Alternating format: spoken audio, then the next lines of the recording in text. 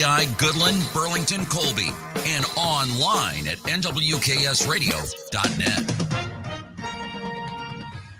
With SRN News, I'm Rich Thomason in Washington. The gears of government have ground to a halt. The first government shutdown in almost 7 years is underway, brought on by a standoff in the Senate. GOP lawmakers rejected Democrat demands for $1.5 trillion for illegal alien health care and refunding of NPR, among other Democrat priorities. The Democrats said no to a short-term Republican bill would have provided 7 weeks' worth of government funding. President Trump and drug maker Pfizer have a deal that's aimed at reducing drug prices. Mr. Trump says some other steps also being taken to help cut the cost of drugs as well. On Wall Street, stock futures still in the red. The Dow futures are down 161 points. The NASDAQ futures are off 137. More details at srnnews.com. The anniversary of Israel's October 7th, 2023 terrorist attack is now upon us. And on this date, the world will come together to honor the 1,200 souls murdered and remember those still held in captivity. It's a day to stand with family members whose grief is unconsolable. What happened 2 years ago also unleashed attacks on Jewish people everywhere. These anti-Semitic threats and deadly acts of violence are immense, and they're constant. That's why the International Fellowship of Christians and Jews created Flags of Fellowship. Now, a growing movement, Flags of Fellowship, is a bold way to stand up for what you believe, a way to tangibly support the people of Israel and Jews everywhere simply by planting an Israeli flag.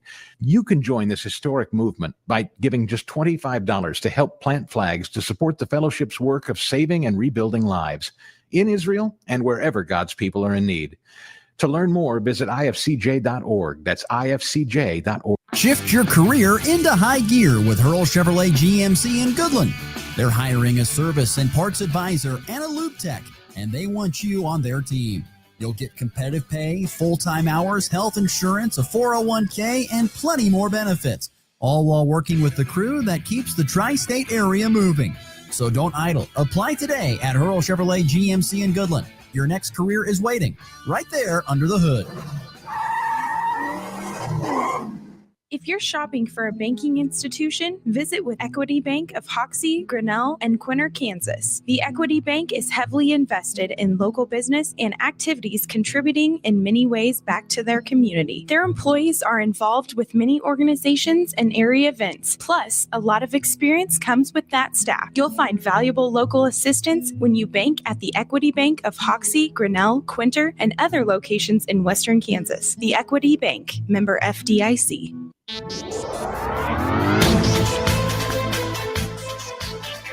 Coming to you with NWKS Radio News, I'm Connor Schuh. Colin Ray will officially be performing in Colby, Kansas next summer, June 27th at the Events Center, per the NWKS Radio website.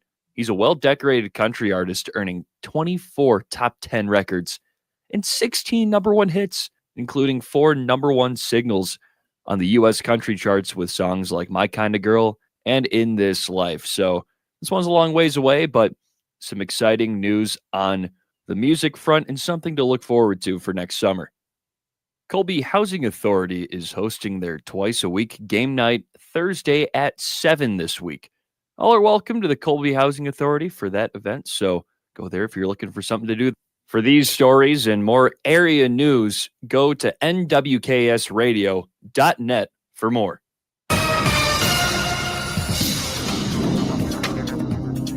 Morning showers and storms in Norton and Graham counties will clear. A ridge of high pressure will maintain sunny and warm conditions. Highs will reach into the low 80s. Winds will be lighter from the southeast, shifting to the northeast around 10 miles per hour. And tonight, expect clear skies and light wind. Conditions favorable for the development of patchy nuisance fog. Lows will be in the low to mid 50s. Tomorrow and Friday, above normal temperatures and sunny skies with highs strengthening over the area. Temperatures will be in the mid to upper 80s on Thursday, possibly low 90s on Friday, with lows around 55.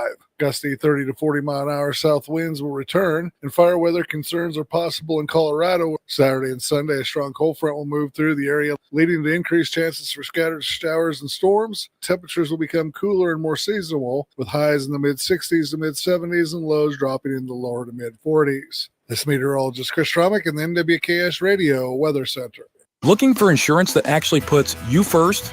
At the insurance agency in downtown Goodland, we're independent, which means we work for you. Whether it's auto, home, crop, or business, we shop top carriers to get you the best coverage at the best price. No pushy sales, just honest advice from people who live right here in your community. Give us a call today at 785-899-5011 or stop by 1020 Main in Goodland and let's get you covered. The insurance agency. Insurance the way it should be. When you gotta go, but there's nowhere to go, who you gonna call? Topside Portables and Pumping, that's who. Weddings, job sites, farm parties, they've got clean, reliable porta potties that don't stink, literally. And if your septic tank smells worse than last year's chili cook-off, they'll pump it out fast. No mess, no fuss. Family owned, Heartland values, always ready. Call 785-728-8089. That's 728-8089. Topside Portables and Pumping. When Tootie calls, they answer.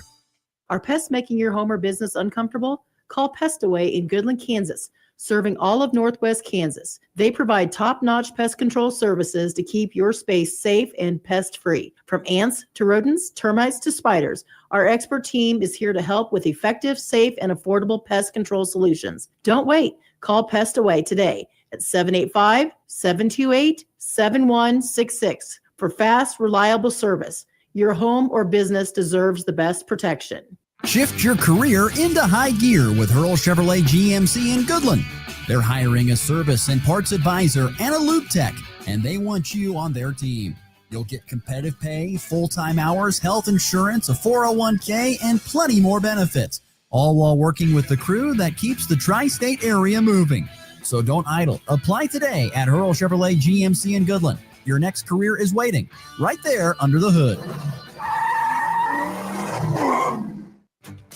Convenience just got an upgrade. Farmers State Bank of Oakley is excited to announce the opening of our brand new ATM along Highway 40, right next to Sonic Drive-In.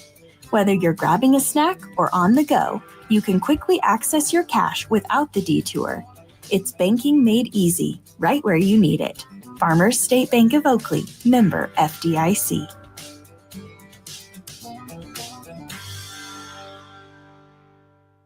This fall, Hoover Lumber Ace Hardware has everything you could need. Keep your lawn strong with Ultimate Winterizer, the best defense before the frost. Warm up your evenings and create memories with a new fire pit. Or bring home the flavor with a great selection of grills and smokers from brands like Traeger, Blackstone, Green Egg, and more. And right now, the lumber prices are low, and so are the temperatures, making it the best season to tackle those outdoor projects. It's Hoover Lumber Ace Hardware with locations in Goodland and Colby. Open every day but Sunday. You ready? Watch out, It's time for the Morning Blitz with Ross Volkmer. If you want to win in football, it all starts up front. Mass kicks ass. And Connor Schuh. He's the new guy. The High Plains only local sports talk show. Broadcasting live on Goodland's Rocket 102.5 and video streaming on YouTube, Facebook, and X. They're basically idiots. Covering it all from the preps. Up ahead to Blair Lennon. Lennon, the crossover back to Cure. Hello, boom! A two-handed tomahawk flush. To the pros. Shotgun snap to Nix. Protection is good. Bolden loads it up. He's got it. A receiver there. Franklin makes the catch in the end zone. Touchdown, Denver. The Blitz is presented by Hurl Chevrolet GMC, Hoover Lumber Ace Hardware, and F&B Bank. Along with Equity Bank of Hoxie, Quinter, and Grinnell, the insurance agency, Pestaway LLC, Topside Portables and Pumping, and the Farmers State Bank in Oakley. Let's go to work. Swings and pops it up. Shallow left. Baez out. He makes the catch. His error proves not to be costly. And the Detroit Tigers take game one of this American League Wild Card Series. Yoshida sends one to center field. Rafaela's going to come in. Sogard to the plate. Masa Yoshida delivers. And Boston now leads it 2-1 as they get to the bullpen and Luke Weaver. Because I was feeling good. Well, that feels good. Look out. This may leave the park. Wow. Ohtani's second of the night, and the Dodgers are feeling great. The Dodgers are feeling great, so are three other teams in MLB's postseason. One of them is not. our good friend of the program, or of course our co-host Connor Schuh's Cleveland Guardians. Which, what are we doing? A Boston hat? Are you jumping off the ship? No, I am not jumping off the ship. This? This is my Yankees hatred materializing in a hat, and I feel the need. I've now got a lot of friends who root for Boston, so I'm carrying the torch a little bit. Obviously, I'm a Guardians fan, and I would root for the Red Sox in no other circumstance other than playing the Yankees.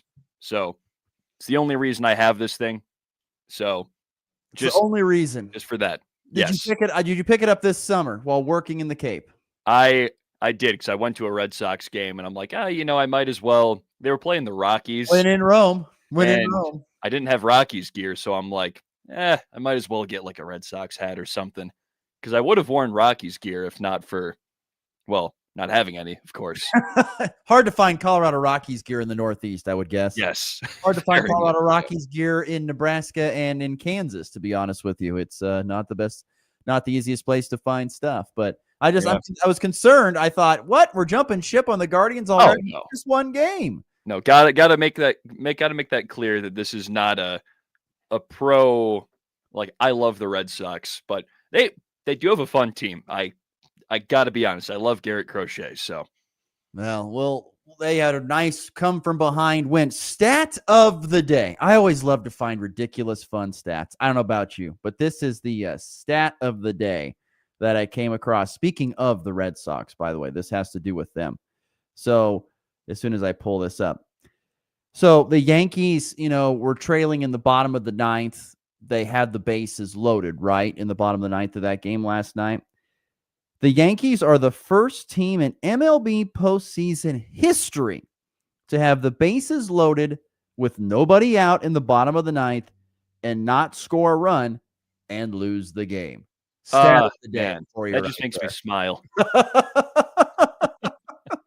Just makes me, that's a ridiculous stat. I don't know how they keep track of that, but it's absolutely nuts.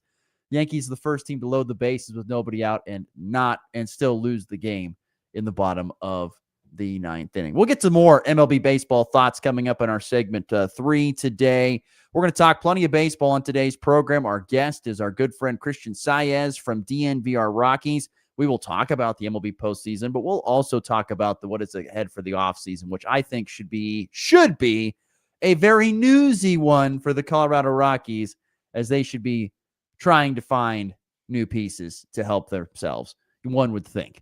So we will get to that in segment 2 with Christian Saez. We'll talk plenty of baseball there. We'll have some more MLB playoff thoughts in segment 3.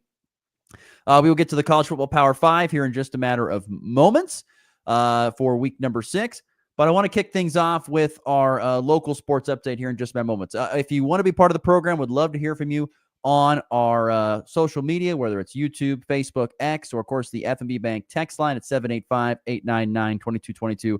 Make us a part of the morning. Give us your thoughts and comments throughout the program. We'll try to get to those throughout the next hour or so. Already, listener Jared chiming in with Yankees better than Red Sox. God, Jared, your priorities are really messed up. Come on, Jared. Jared's got a lot of problems. I like him, but he's got issues. Big-time Buffalo fan, hates the Huskers, and he likes the Yankees over the Red Sox. Problems. Michael does say Yankees suck. Go Boston. So here we go, Michael. Jared agrees. Yes, I've got problems. Nonetheless, local sports yesterday. I got to get to a couple things. First and foremost, I got to start off with Goodland Cowgirl Golf again, because they look. It's another tournament. They win it. It's another 40-stroke win. No, even more. Oh man, it was a 68-stroke win yesterday. My God. 68-stroke. But here's the thing. Look, typical stuff. But here's the thing that stood out to me. So they were at the Syracuse Invitational yesterday down at Tamarisk Golf Course. Very unique golf course. And they go out and shoot a 330. A 330. Pretty good. As a combined time team. How do you do that? Well, remember how the last time we talked about Cowgirl Golf, they placed 1, 2, 3? Well, they went 1, 2, 3, 4 in this tournament. Man. Allie Cure, Tori Jones, Natalie Cure, and Sadie Cedarstrom at 1, 2, 3, 4 on their way to winning this thing. They had the top 4 placers. Allie Cure led the way with a 7 over 79 to win it individually. Tori Jones with a 10 over 82, Natalie Cure 11 over 83, and Sadie Cedarstrom with a 14 over 86. Fifth placer from Lakin, Lilia Villa, was the non-cowgirl who in the top 5 was still 5 strokes back of Sadie Cedarstrom. It was total domination by the Goodland Cowgirls. And I learned from their great coach and friend of the program, Connie Livengood, the 330 score is the lowest team score in Goodland Cowgirl golf history. Wow. That is unbelievable. No, it was just 2 weeks ago that Coach Goods made a comment saying, and I saw she made a comment saying, we're in the 358s, 355s, we're in the 360s, which is really, really good, but we got to get down to the 350s to feel really good. How do you feel this morning at 330, Coach Goods? My guess is ecstatic. That's 20 strokes better than what you were hoping for.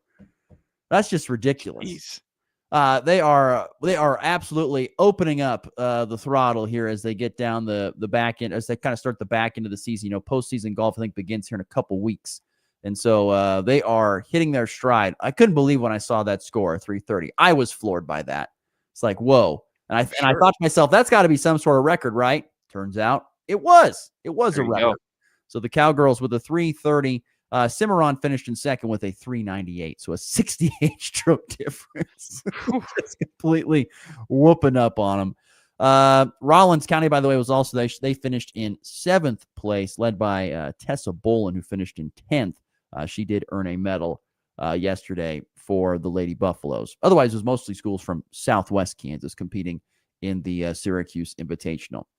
Also yesterday, cross country, some pretty good showings again from Oakley and Hoxie. Hoxie finishing second, Oakley in third in the boys race. Norton finished in first. Michael Hafner ran a 16:54, but Ashton Katz of Norton a 16:39. Are we getting better in times?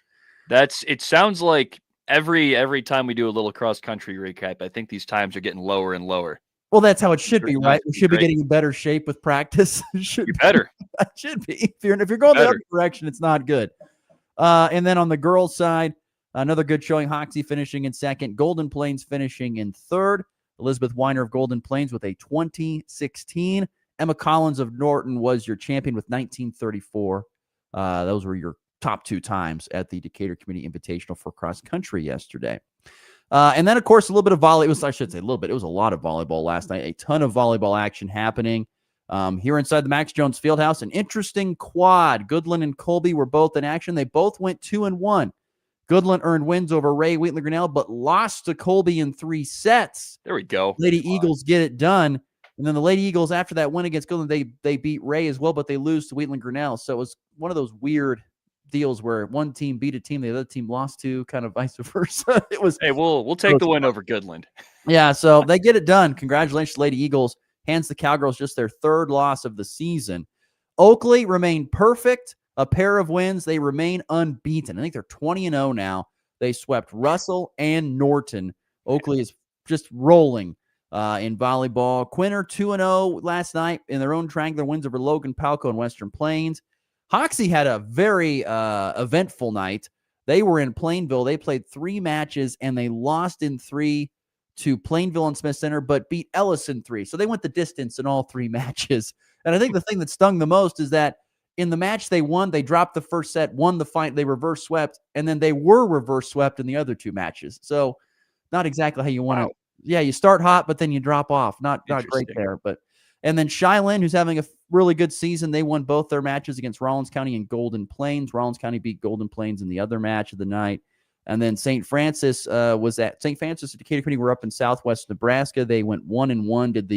Did Decatur Community Lady Indians went 0-2, and Tri-Plains Brewster Triangular Greeley County, who's 17-6, mind you, really good, 2-0 with wins over Wallace County and Tri-Plains Brewster. Wallace County won the other match of the night over the Lady Titans. So a quick local sports update for you there from volleyball. Very busy night in volleyball, which sets up for kind of a quieter week the rest of the week. But there was a lot of volleyball on a Tuesday night. Let me tell you, tracking down those scores took some time last night. Okay, so there you go, your local sports update. And really, no local sports today. No Colby Community College volleyball. They have this Wednesday off, so it is a quiet night. Get your Netflix password ready. You can get in and watch some Netflix. Get your postseason baseball ready. You could watch that as well. I mean, if you want to. I mean, postseason baseball, when your team's not in it, I'm not super interested, but you can watch some postseason baseball. I watch it off and on throughout the day. Okay. So we will get to more baseball talk here in just a little bit. Let's take a quick timeout.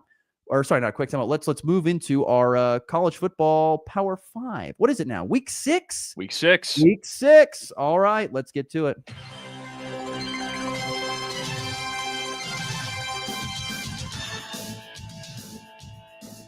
I stand corrected. Oakley 22-0, not 20-0, 22-0, 6th ranked team in the state. In the words of our good friend Craig on the text line, finally ranked.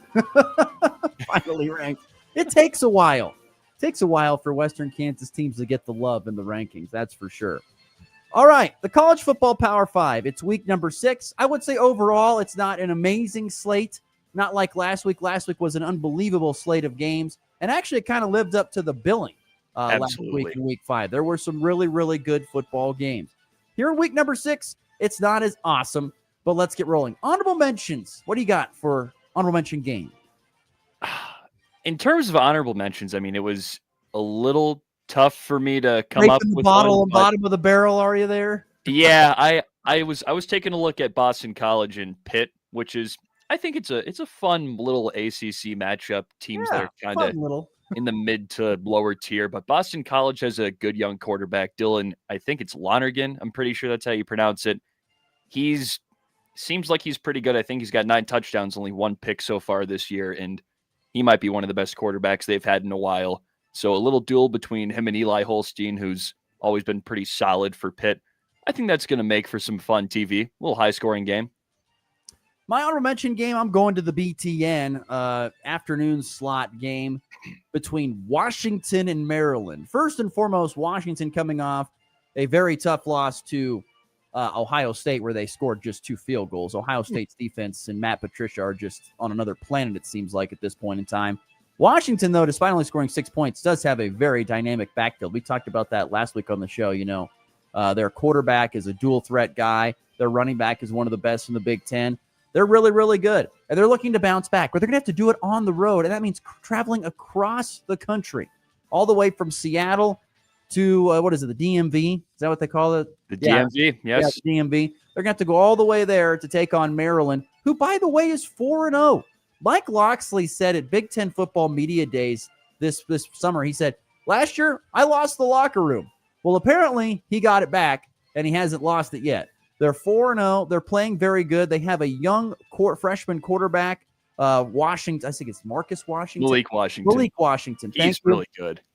So far, 8 touchdowns to just 1 pick. They have a pretty salty defense, does Maryland. Now, I want to preface all this by saying this is who Maryland has played, mind you. Florida Atlantic, Northern Illinois, Towson, and Wisconsin, and we all know Wisconsin's in the crapper at this point in time. It has not been. They should be 4-0. It's not been. This is their first real test, and I'm interested to see if Maryland can get to 5-0. Because if they do, Nebraska is up next on the docket, and that has a lot more interest to me. Nonetheless, Washington, Maryland, my honorable mention game. Really not that sexy of a game, but if you dig into the weeds, it kind of can be a little bit there. So Washington, Maryland, my game at the honorable mention. All right. That's the College Football Power 5 Week 6 on to number 5. Quick shout to Kansas and UCF. Another quick honorable mention. Yes. Very good game. Sneaky interesting. Oh, absolutely. But my 5 is a little ACC. We're staying over there in the Atlantic Coast Conference. Now ranked number 24, Virginia, after their legendary field storming. God, that was legendary. That was a crazy game. I still can't believe it. I'm sorry for the 19 people that are hurt from that, and I feel bad about that, but I'm not going to lie. It was sweet to see. I don't know if you saw the Florida State receiver who was like on his back in the end zone as the fans like stormed. I mean, I hope he's okay. That ball hit the ground, they were on the field. Oh my God. That might be the best field storm I've ever seen, but that's besides the point. That was last week. This week, they're playing Louisville, who, again, is not the class of the ACC, but they're a team that's fighting. They're 4-0 right now, and they're another high-scoring team, 38.2 points per game, led by Miller Moss, who's a guy who's just going to throw the football a lot. already 130 pass attempts on the year, and he's been okay. 5 touchdowns, 3 picks, a little bit scary, but they're a good team. They've got a good running back in Isaac Brown, 8 yards per carry for him this year. And then on the other side, Virginia, another good offense. I think this is the theme here. Chandler Morris coming over from North Texas. Their quarterback's pretty good. He can sling it. So they're one of the highest scoring teams in college football right now, too. I think they're getting about 45.6 points per game, good for 8th in the nation. So man, another high scoring football game. A lot of throwing of the football, a little bit of air raid. I think that makes for a fun matchup, especially between two teams kind of fighting for one of the top spots in the ACC behind Miami and I guess Florida State too. Yeah. I got that game a little bit later on. I agree. It's definitely a top 5 game. My number 5 game, back to the Big 12 Conference. It's a morning kickoff between the Iowa State Cyclones visiting the Cincinnati Bearcats. Remember, folks, the Bearcats just knocked off Kansas in what was a great shootout. Brendan Sorsby is playing great football right now. Sorsby, 10 touchdowns to 1 pick. He also has 4 rushing touchdowns so far this year. He is a man amongst boys looking out there at times. He has been fantastic ever since the loss to Nebraska in the season opener. But they're taking on a more complete football team in Iowa State. Rocco Becht and crew have been very, very good. The reason this game really has caught my attention is the spread. Cincinnati, unranked, going against 14th ranked and unbeaten Iowa State. The Bearcats are 1.5 favorites at home. That just blows my mind. To me, that seems like easy money. No offense to Cincinnati. I think Iowa State gets it done, but this game is interesting. Cincinnati favored? I don't know. That's some bait right there. What an upset that would be for Cincinnati to knock off Iowa State. Even though it's at the NIP, as they like to call it, the Nippert Stadium. But yes, I don't know. What a performance from Brendan Sorsby last week in Iowa's and Cincinnati's offense against a really good Kansas team. Can they do it again against Iowa State? That's my number 5 game in the college football Power 5. All right, moving on to number 4. Number 4, I've got number 9 Texas at Florida. So Florida really struggled out of the gate. It's not been nearly as good as they're supposed to be in the SEC this year with DJ Lagway, who's supposed to be a Heisman candidate, just not really doing it. But I believe in him. He's a really talented quarterback, and I think there's a chance he can turn it around against a Texas team who is ranked number 7. But, you know, Ross, they haven't beat anybody. I mean, they got beat by Ohio State in week 1. They could only muster 7 points. Of course, that's against one of the best defenses in the nation. But then they go out and beat up on San Jose State, and then they kind of struggle against UTEP, and then beat up on Sam Houston, which is whatever.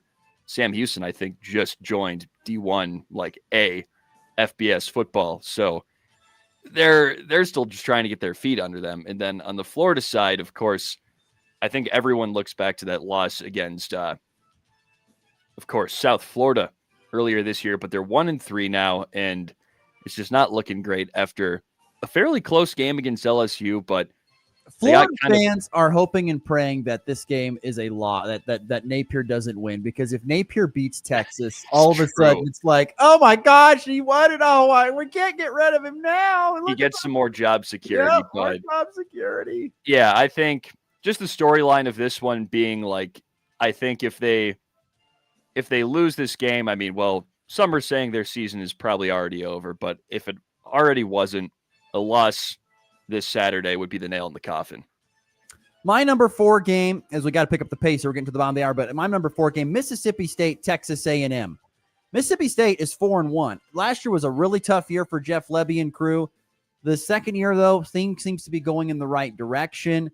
Mississippi State is coming off an overtime loss to Tennessee, 41-34, but they have looked pretty good, including a win over Arizona State back in week number 2, 24-20. Texas A&M, as we know, is a top 10 ranked team. They're number 6. They've got wins over Notre Dame and Auburn over the last 2 weeks. Although I feel like Mississippi State is going to go in there and give them a real run for their money. 14.5 point spread seems big. I don't love that Texas A&M offense that much. I think it could be a lot closer for a football game. That's what makes number 4 for me, Mississippi State at Texas A&M. Number 3, Kansas State at Baylor. Kansas State bounced back last week against UCF, and now they get a test against Baylor. one of the best teams in the Big 12 with one of the best quarterbacks in the Big 12, maybe the nation, Sawyer Robertson. He's pretty good. Maybe. But Kansas State, I think if they can come out and upset Baylor in this one, I think their season is officially back in business. It's going to take a lot, but I think especially for our viewership, this is going to be one that's really, really important. Very big game, and once again, if they take the shackles off of Avery Johnson, they have a chance. They have a chance. Baylor defensively, though, has been pretty good this year, and offensively, Sawyer Robertson puts up a lot of points. But, give credit. Kansas State secondary flustered UCF a lot. This is definitely, though, a big step up in competition. Love that you're picking games that are not in my top 5. This is great. My number 3, though, is a game that we already talked about, Virginia at Louisville. Once again, Louisville unbeaten. Jeff Brom, one of the better coaches in all of college football. Once again, if you can win at multiple different spots, you deserve my love. Jim Harbaugh, Jeff Brom, those guys are great. And Louisville, once again, unbeaten, although struggled last week. And then, like we mentioned, UVA coming off their biggest win in, I don't know, a decade, 2 decades, in that upset win over Florida State in overtime and that wild field storming. How does Virginia back that up now that they're ranked 24th? Or does Louisville get a win and put themselves in the top 25 rankings? That's what I see in game number 3. All right, moving on to the top number 2. Number 2. I feel like we have to have the same top 2 here. I mean, it's pretty cut and dry. Number 3, Miami at number 18. That is my number 2. 2 of the best teams in the ACC duking it out. I mean, this is going to be a good football game. Can Tommy Castellanos and his running game dominate on their side, or is Carson Beck going to air it out and that Miami defense going to stifle Florida State like they did last week to Florida? So I don't know. We'll see. It's a battle of heavyweights. I mean, Miami's the clear favorite, but you can't shake Florida State. They've probably got a fire under their butt after getting upset by Virginia. So they don't want to lose back-to-back weeks. That's exactly right. And that's what I wrote down here. If you're Florida State, you can't lose back-to-back weeks. You need this win. The problem is you're taking on a Miami team that has looked really good. There's been a lot of talk for multiple years about how, Miami, look at their coach. Look what they got. They got great players. They should be really good. And they don't, they still drop 2 or 3 games a season. Well, this year's team against Notre Dame and other ones, they've looked really good. And Florida State is going to have to play about as good a Bama game as they did, to win this game, even though it is at home. But this is a great rivalry that kind of lost some steam. I feel like we got some water percolating. It's coming back. It's coming back, baby. We're boiling the water a little bit. Gonna be a good one on Saturday. All right, and the number 1 game here it's my number 2 game too, by the way. So on to number 1. Vandy at Bama. We're on the same It's boat. a top 20 matchup now. I mean, that's incredible. Vanderbilt, number 16. What's happening? I mean, this is a rematch of the upset from last year where Vandy just I still can't wrap my head around that game, but some people were saying that's the end of Alabama football, them losing to Vanderbilt, and now they come back, and both teams are proven to be pretty good at this point in the season, and they get to duke it out for a second time, and this is much must-watch television. If you're not watching this on Saturday, I love how the trash talking has already began. I think Alabama quarterback Ty Simpson said, we're not letting that happen again. And I don't think Vanderbilt has done any talking. I think Vanderbilt's kind of been quiet, at least at this point in time. I'm surprised Pavia's been quiet. Yeah, I'm sure Pavia's got something to say, right? Mm-hmm. The little engine that could, and Diego Pavia. Yes. I really should the little engine that does, because he does win. He's amazing. I tell you, if Vandy pulls this off, Clark Lee for Coach of the Year. I mean, already, just give it to him. I know they kind of got this train rolling last year. Give him a blank check. But to keep it rolling, I mean, that is unbelievable. What Clark Lee has done at Vanderbilt. This is the job that he wanted. He's a Vanderbilt alum, a former player there. He loves Vanderbilt, and by golly, if he can go into Alabama and win, after what Bama did to Georgia, mind you, and they're not going to sleep on Vandy. There's no way you can sleep on Vandy. What is the spread of this game? I got to look this up real quickly. What is the spread of this game? Here, I've got it. Vandy, somewhere. 10.5 Bama at home. That's insane. Nope. 10.5. You think Vandy's got that covered? Yes. You think Vandy's covered? Yeah. Absolutely. The game is great. It's nuts to me. That's also a 2:30 game. How is that not a night game? I don't get it. Tell you, the afternoon slots and morning slots have become sexier with television and stuff, because the night games are what is even the night game. The night game. Oh, well, the night game's Miami, Florida State. So that's why that's at 2:30. Fair enough. Because the SEC's not on CBS anymore. They have to be all on ABC or ESPN. They lost that contract. True. So television making its play. There you go. The college football Power 5 here for week number 6. Not a great slate, but there are some very intriguing games. Some highly, highly, highly intriguing games, I think, when you look at the slate this week, including that Vanderbilt game against Alabama. All right, we got to get to our timeout. We'll come back. We're going to switch gears. We'll talk some baseball. Christian Saez will join us next as we talk about what do the Rockies do now? The season's over, thank God. And now what do we do about getting better for 2026? And we'll also get his thoughts on what the postseason picture looks like for all the teams that are still alive. That's all next here on a Wednesday edition of the Morning Blitz. Serving ag families for generations because we believe farming isn't just a job, it's a legacy. Whether you're just starting out or expanding your operation, F&B Bank has flexible lending solutions designed for you. This is Loan Officer Kennedy Frank at F&B Bank. We're proud to be your hometown ag lender, member FDIC.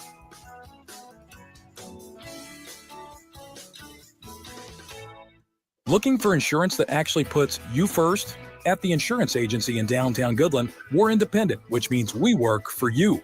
Whether it's auto, home, crop, or business, we shop top carriers to get you the best coverage at the best price. No pushy sales, just honest advice from people who live right here in your community. Give us a call today at 785-899-5011 or stop by 1020 Main in Goodland and let's get you covered. The Insurance Agency. Insurance the way it should be. It's time for a check of the markets with the Anderson Trade Group on the Kansas Farm and Ranch Radio Network.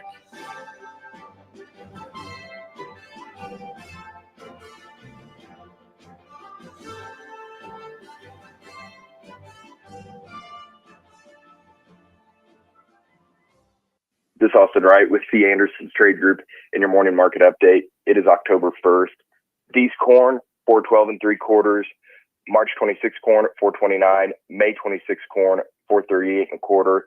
December KC wheat, 491 1/4. March 26 KC wheat, 512 1/4. May 26 KC wheat, 528. November soybeans, 996 1/4. January 26 soybeans, 1014 3/4. March 26 soybeans, 1030 1/4. Dow Jones futures are currently down 128 points at 46,562. S&P 500 futures are currently down 28 points at 6,710. NASDAQ futures are currently down 125 points at 24,776. Gold is currently up $18.90 at 3,892. Crude is currently down 57 cents at 61.80. For your grain marketing needs or more information on our freedom pricing tools, you can reach the Kansas City office, Jared Law, Tyler Ghosh, Tom Saludo at 913-748-3000. In Colorado, John Hakey and John Stiles, 970-744-4484. The Anderson Trade Group, proud market partners with Kansas Farm and Ranch Radio. Find out more at andersongrain.com. The risk of loss through trading futures and or options is substantial, and each investor and or trader must consider whether this is a suitable investment. Past performance, whether actual or indicated, is not indicative of future results. The Anderson Trade Group has no guarantee that the advice given will result in profitable trades. What's on your to-do list? Check your mail? Get groceries? How about getting your annual vaccines? We can help you check that off. You've got this. Yes, you do. Because we've got you. With local vaccine events and access to transportation, protecting yourself and your loved ones is not a chore anymore. You've got this. When you're an expert on soil and crops, you're a soil scientist. When you're an expert on the weather, you're a meteorologist. And when you're an expert on soybeans, you are an Asgrow farmer. Like you, Asgrow brand is relentlessly focused on soybeans with localized products featuring leading genetics and weed management systems. It all works together.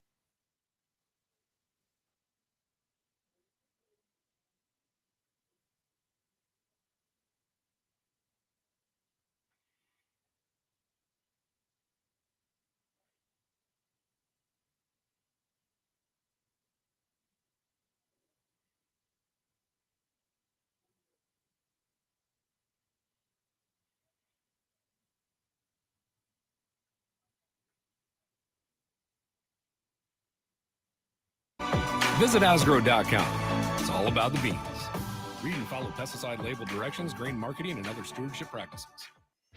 You're listening to the High Plains only local sports talk show. Do you understand the words that are coming out of my mouth? The Morning Blitz.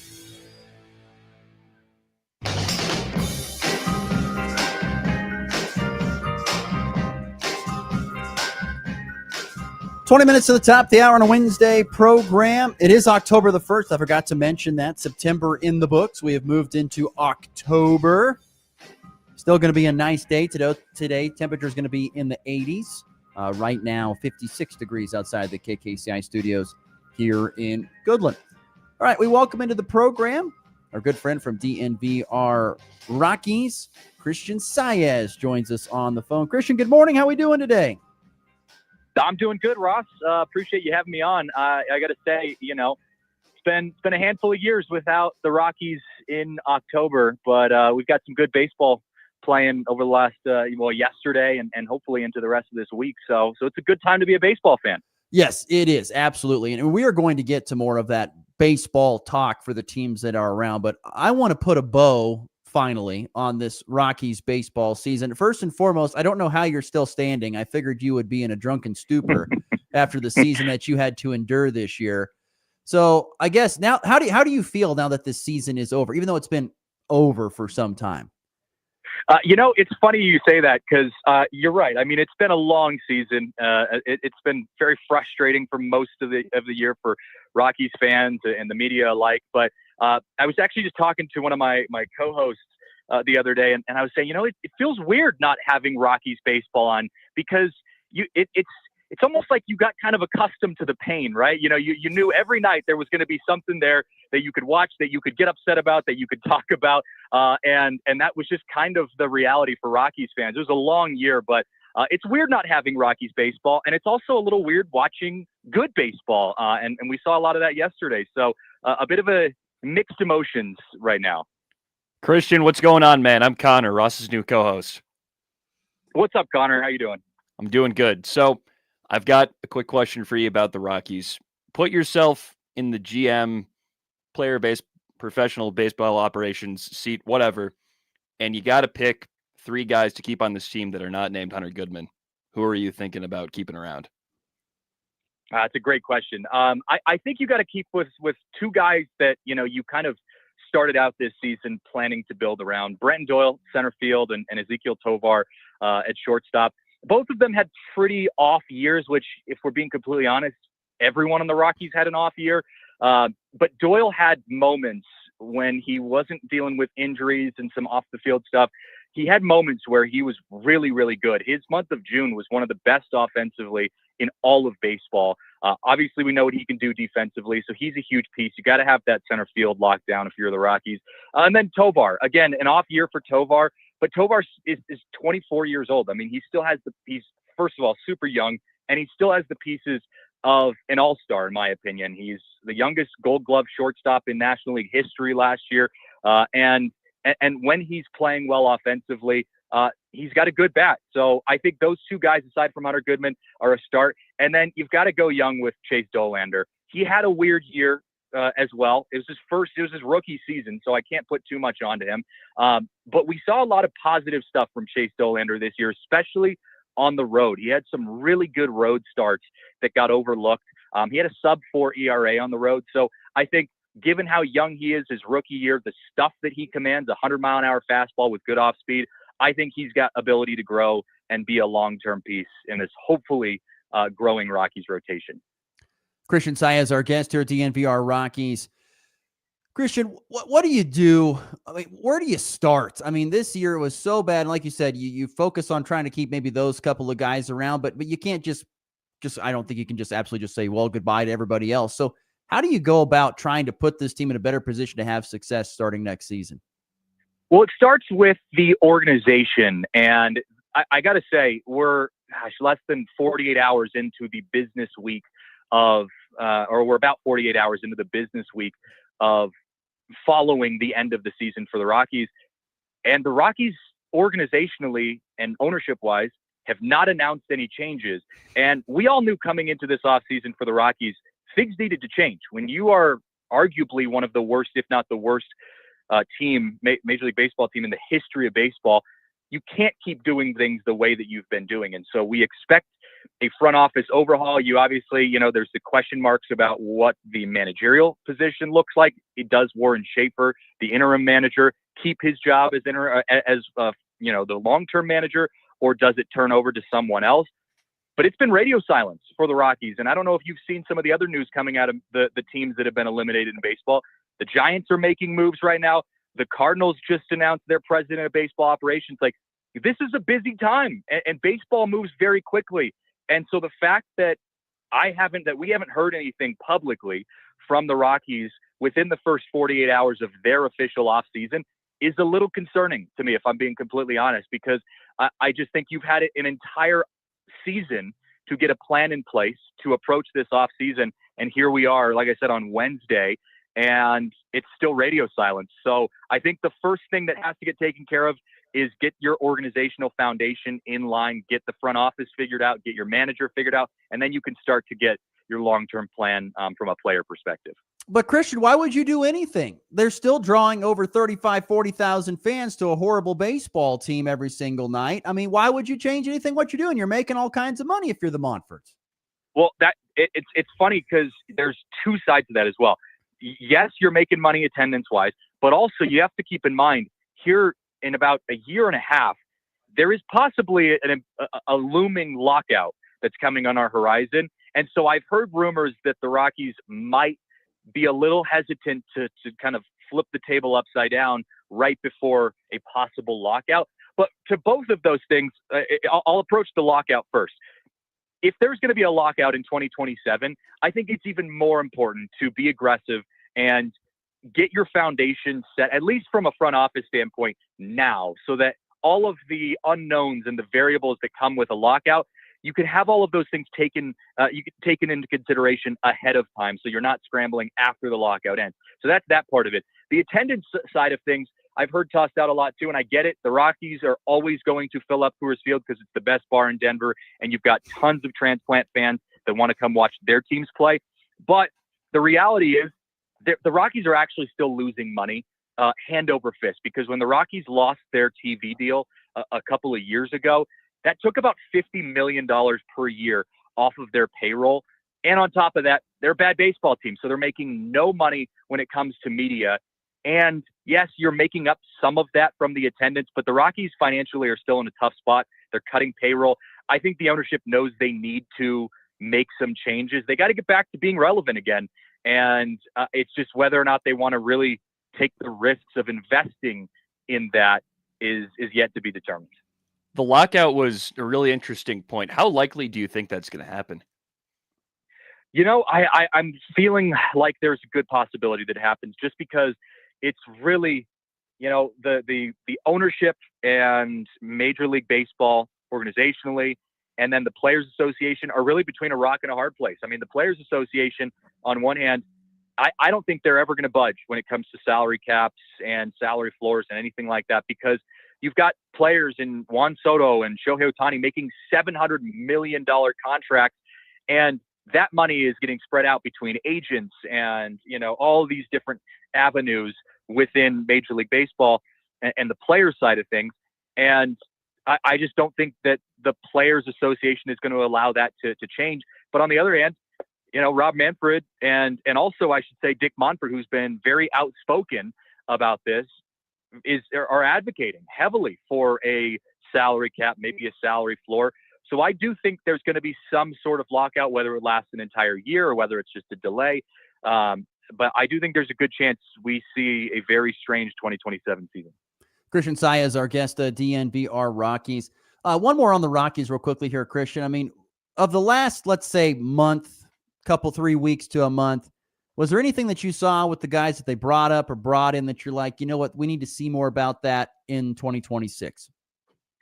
You know, it's hard to say because the Rockies ended the month of September, I believe, 4-22 record-wise. So, I mean, yeah, they had a good, I think, month of July after the All-Star break, but all of that progress felt like it kind of fizzled out by the month of August and September.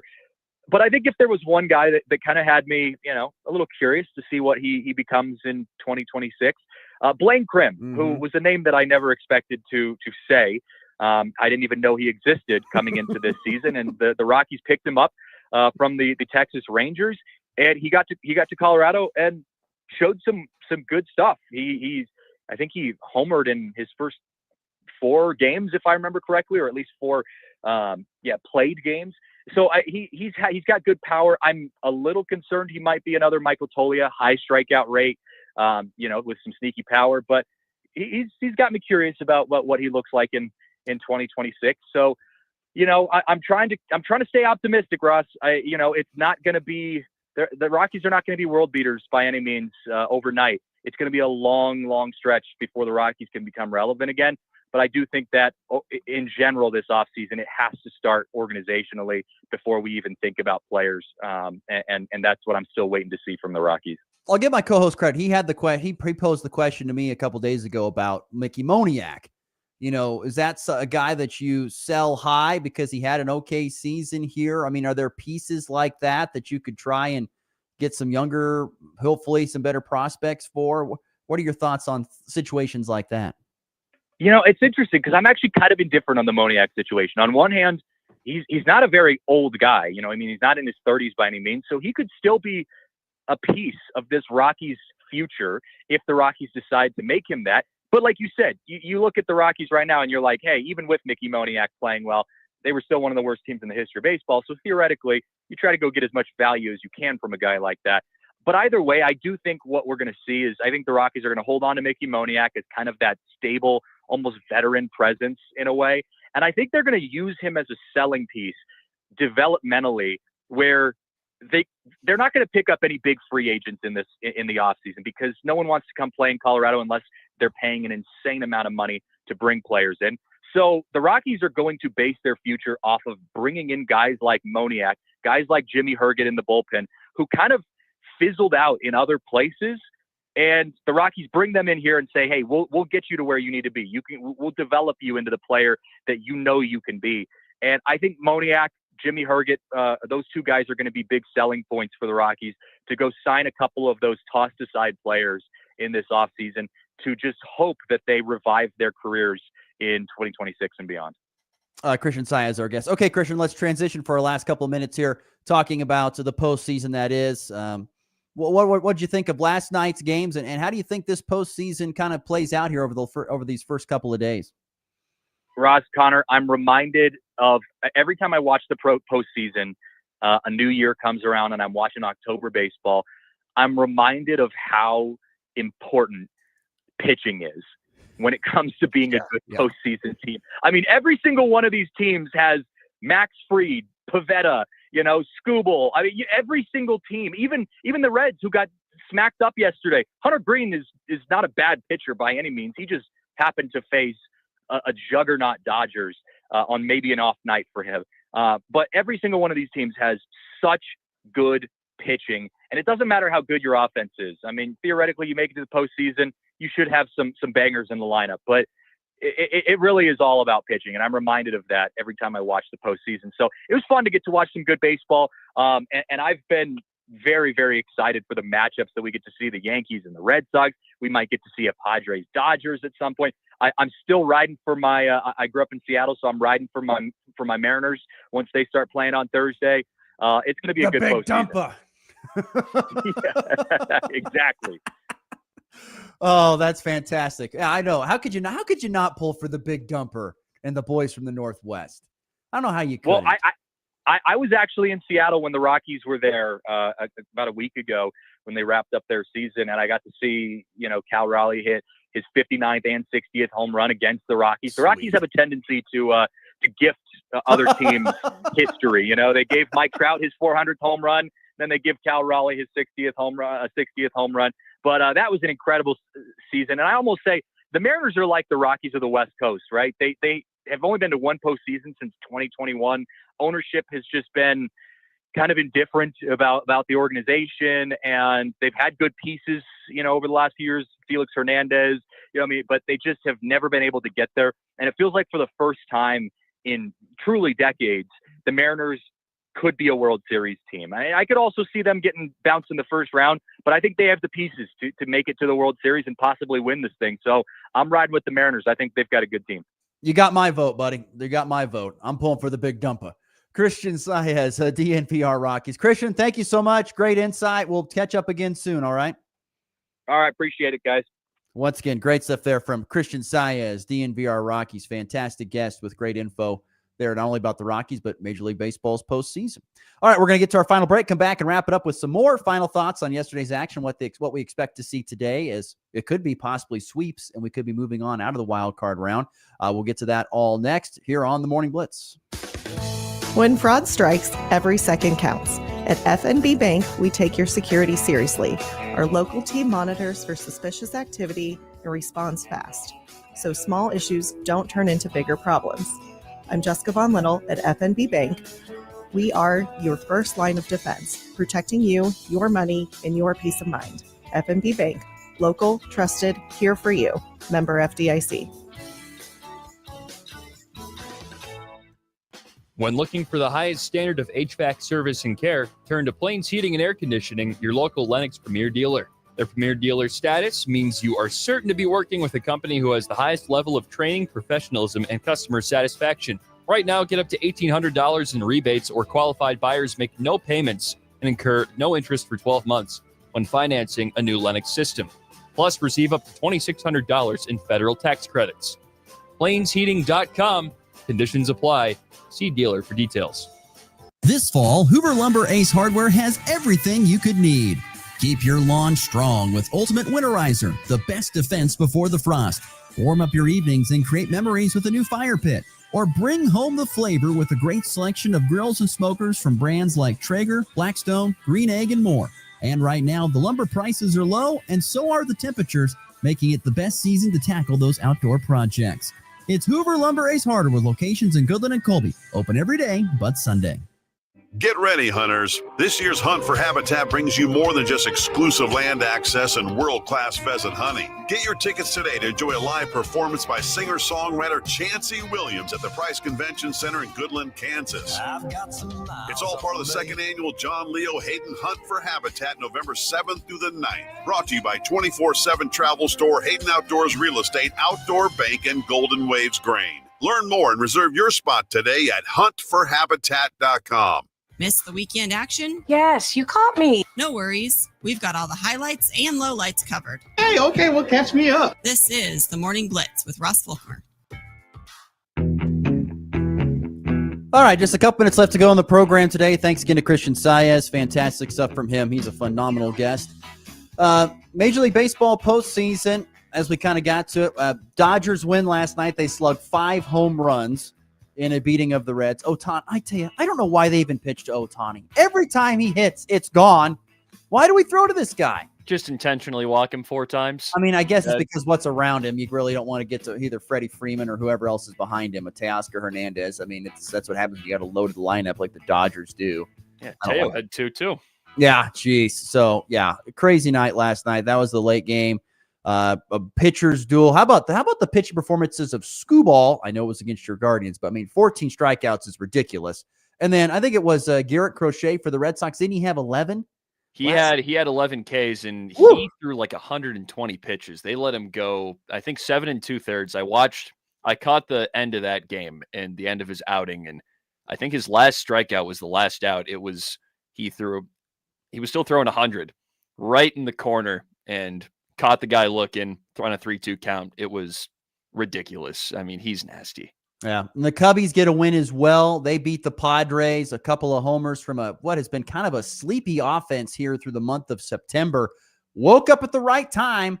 Seihei Suzuki, Carson Kelly with a couple of bombs that gave them the lead, and they did not relinquish it over the Padres. So the Cubs, the Dodgers, I'm sorry, where am I missing here? The Tigers and the Red Sox all are 1 win away from advancing. So of those teams that lost, who has the best chance of winning 2 straight? Here we go. You know I want to say I know what you want to say this, and I genuinely think it's close between them and the Yankees. I mean, the Yankees are who they are. They have so much firepower in that lineup, and I think they have Carlos Rodon going today. If I'm not, and right. he's incredible. And then the Guardians, I think them just because of the way they've played the Tigers those past couple of weeks in the season. They dominated them, and I mean, they still kept it pretty close. And when you take away Scooball, the rest of the pitching has not been that great. Yeah, I mean, Casey Mize, who's starting today for them, is a good pitcher, but the Guardians have teed off on him before. And there's definitely potential for that happening, especially you get our lefties in the lineup today because Vogt loves to platoon, but you get our lefties in the lineup, Manzardo a little bit higher, CJ Kafis, Bo Naylor. Those are our best hitters, and I genuinely believe that gives them a good chance to win against Mize and company, and then their third starter, which is probably Flaherty. The Guardians have had his number as well, so that's why I think we've got the best shot, especially with Bybee on the bump. He's been great lately, but Guards and the Yankees, I think, have the best shot to turn it around and win. Games two of those series are all throughout today. On to the walk-off.